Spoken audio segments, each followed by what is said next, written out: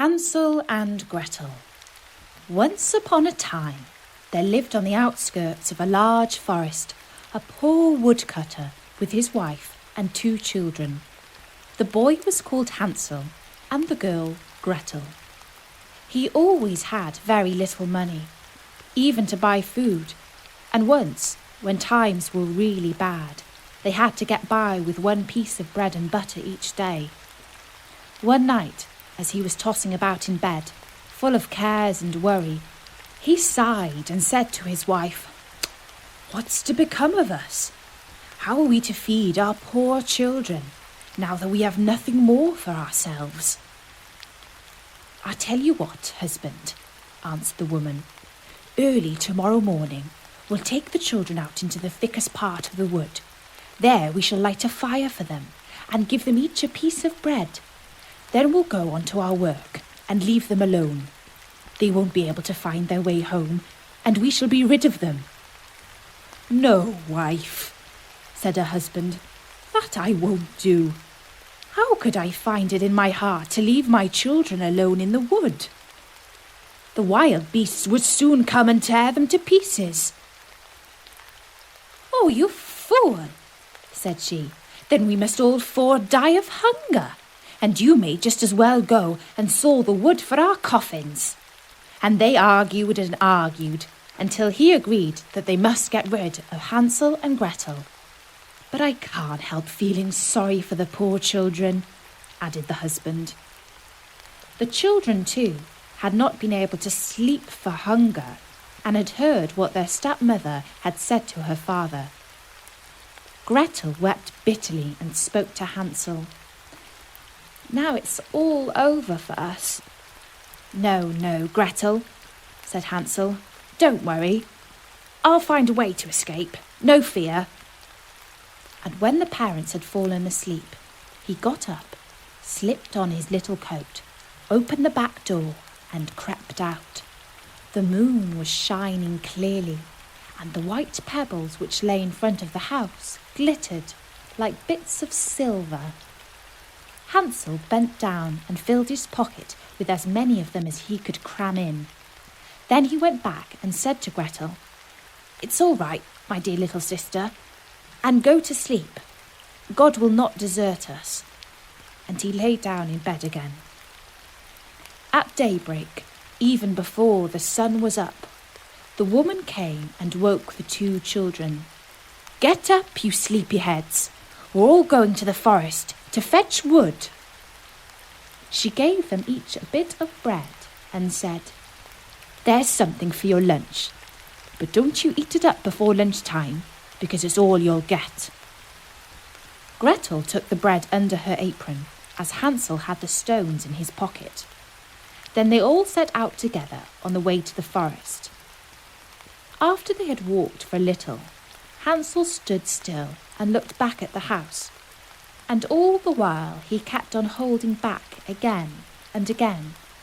His father observed him and said, "Hansel, what are you gazing at there? And why do you always remain behind? Take care and don't lose your way."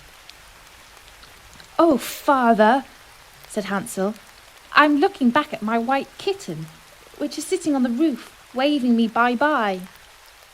The woman exclaimed, "What a donkey you are!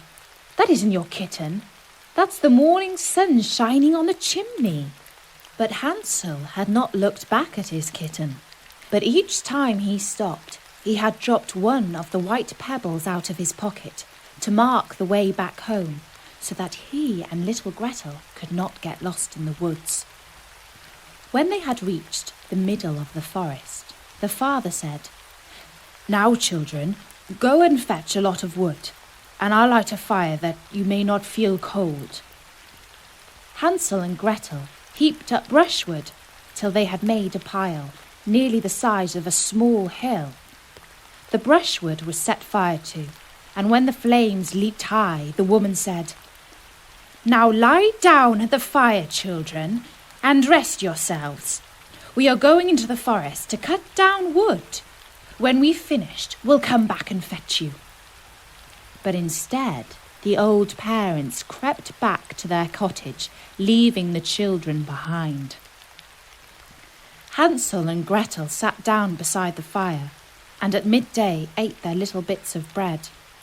And when they had sat for a long time, their eyes closed with tiredness, and they fell fast asleep.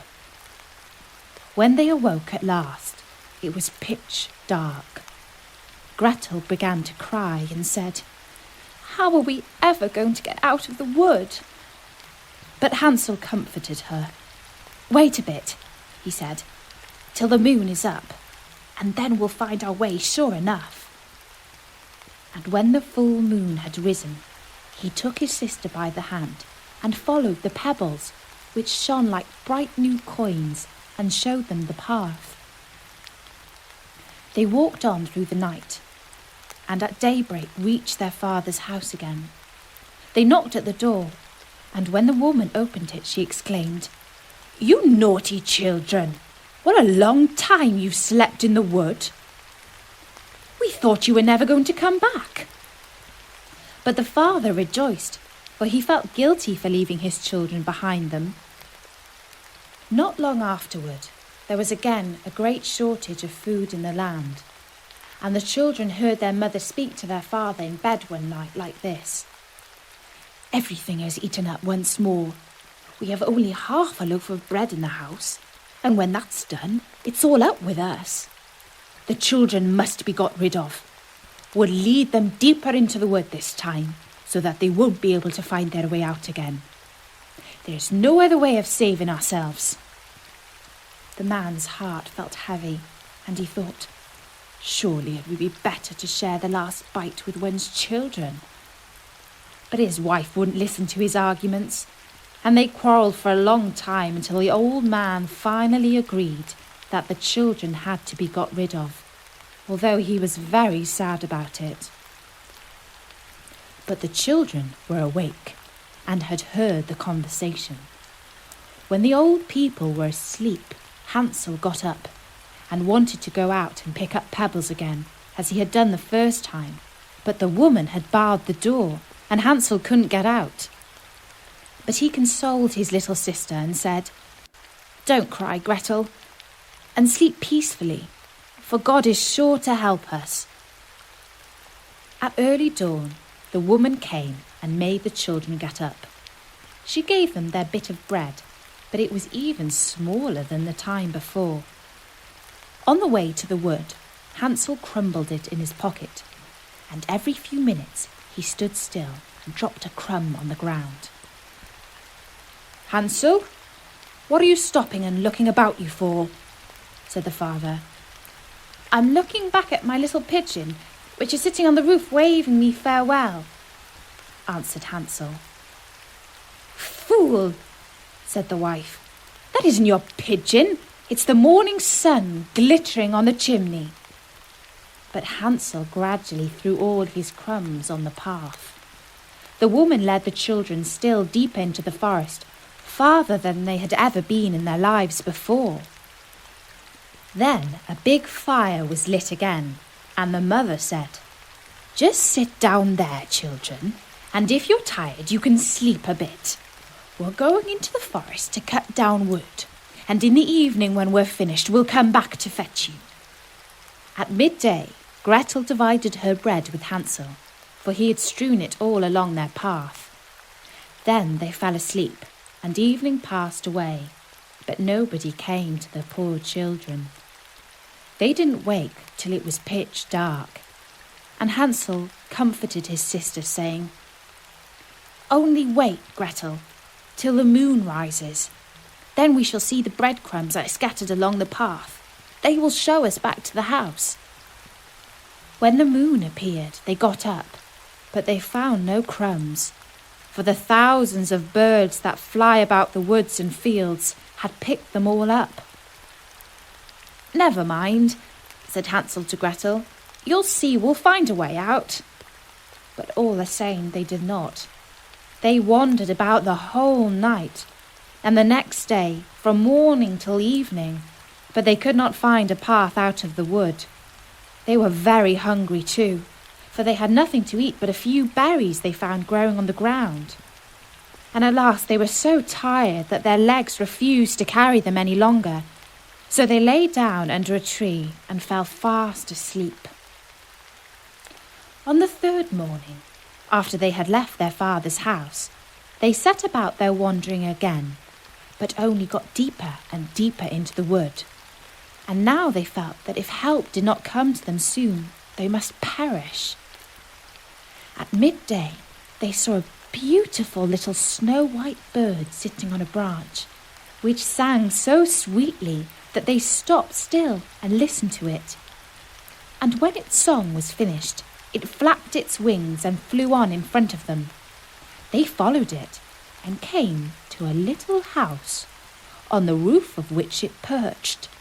And when they came quite near, they saw that the cottage was made of bread and roofed with cakes, while the window was made of transparent sugar. "Now we'll tuck in," said Hansel, "and stuff our faces with the food. I'll eat a bit of the roof, and you, Gretel, can eat some of the window, which you'll find a tasty little snack." Hansel stretched up his hand and broke off a little bit of the roof to see what it was like, and Gretel went to the window and began to nibble at it. At that moment, a shrill voice came out from the room inside. "Nibble, nibble, little mouse, who's nibbling at my house?" The children answered, "'Tis heaven's own child, the tempest wild," and went on eating, for they were ever so hungry, and Hansel in particular had rather bad manners. He was thoroughly enjoying eating the roof, and tore down a big bit of it, while Gretel pushed out a whole round window pane and sat down the better to enjoy it.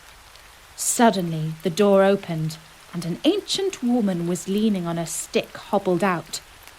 Hansel and Gretel were so terrified that they let what they had in their hands fall.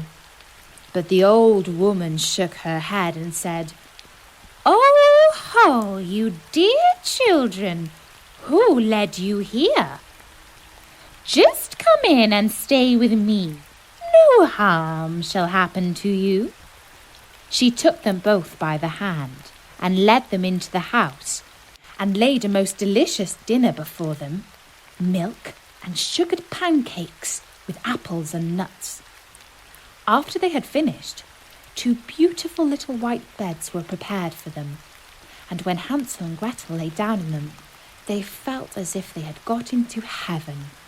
The old woman appeared to be most friendly, but she was really an old witch who used to steal children, and had only built the little bread house in order to lure them in. When anyone came into her power, she killed, cooked, and ate him or her, and held a regular feast day for the occasion. Now witches have red eyes and cannot see far, but like beasts, they have a keen sense of smell and know when human beings pass by.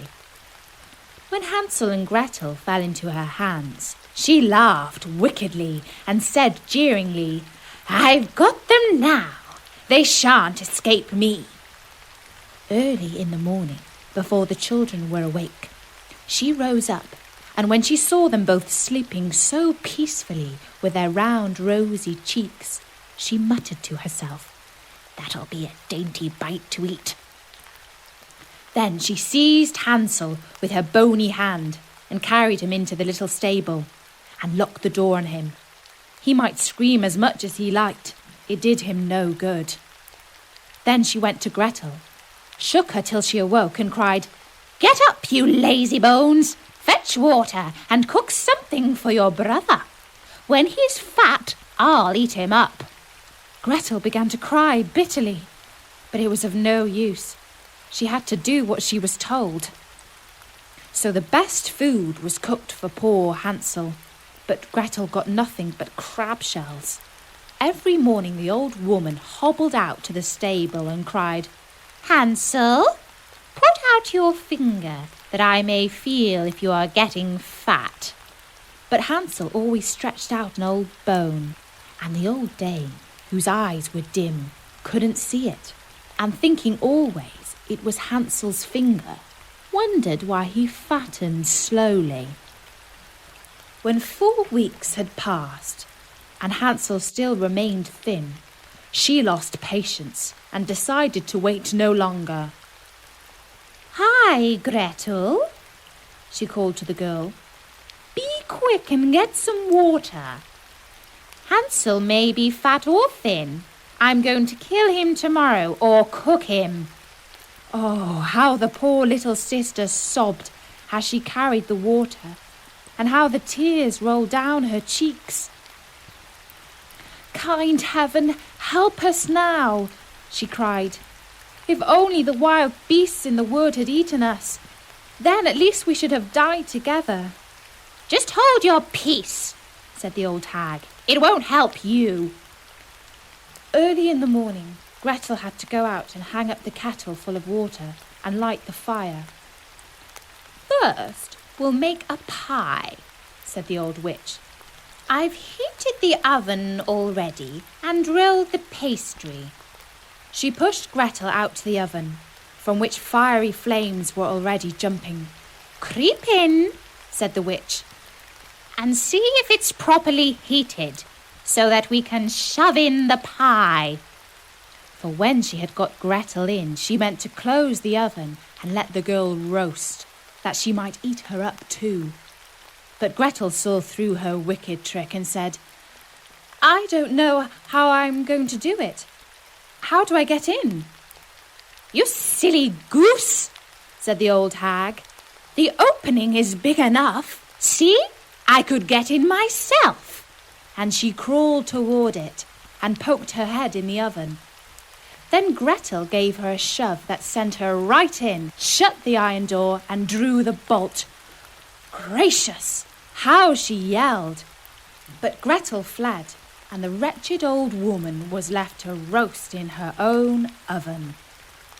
Gretel flew straight to Hansel, opened the little stable door and cried, "Hansel, we are free! The old witch is dead!" Then Hansel sprang like a bird out of a cage when the door is opened. How happy they were! They jumped for joy and hugged and kissed one another. And as they had no longer any cause for fear, they went into the old hag's house. And here they found, in every corner of the room, boxes with pearls and precious stones. "These are even better than pebbles," said Hansel, and crammed his pockets full of them. And Gretel said, "I too will bring some home," and she filled her apron full. "But now," said Hansel, "let's go and get well away from the witch's wood." When they had wandered about for some hours, they came to a big lake. "We can't get over," said Hansel. "I see no bridge of any sort or kind." "Yes, and there's no ferry boat either," answered Gretel. "But look, there swims a white duck. If I ask her, she'll help us over." And she called out, "Here are 2 sad children who can't cross the lake to get home because there is no bridge nor ferry boat. Take us upon your white back and row us over. Quack, quack." The duck swam toward them, and Hansel got on her back and told his little sister to sit beside him. "No," answered Gretel. "We should be too heavy a load for the duck. She shall carry us across separately." The good bird did this, and when they were landed safely on the other side and had walked for a while, the wood became more and more familiar to them, and at last they saw their father's house in the distance. Then they set off to run, and bounding into the room, jumped up to hug their father. The man had not passed a happy hour since he had left them in the wood, but his wife had died. Gretel shook out her apron so that the pearls and precious stones rolled about the room, and Hansel threw down one handful after the other out of his pocket. And so all their troubles were ended, and they lived happily ever after.